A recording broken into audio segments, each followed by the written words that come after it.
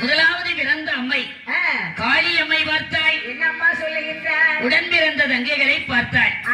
அடியே முத்தாரம்மை, முப்படாரி, சந்திரமாரி, அடியே ஈராத்துக்காரி, நம்ம 8 பேரையும் பார்த்தா எப்படி இருக்கும்?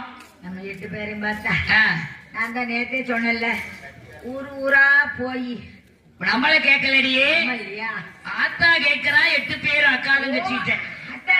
நம்ம 8 பேரையும் பார்த்தா சட்டிகளா இருக்கோண்டி. சட்டி இல்லடி, சக்தி.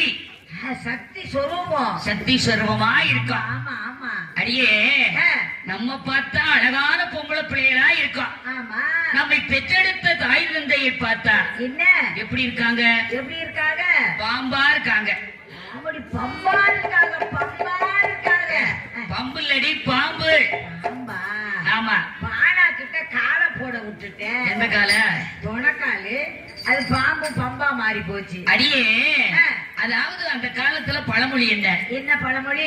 தாய போல பிள்ளை, மூளை போல சேலை, அதுதான் பழமொழி. ஆமா, அம்மா அப்பா 2 பேரும் பாம்பா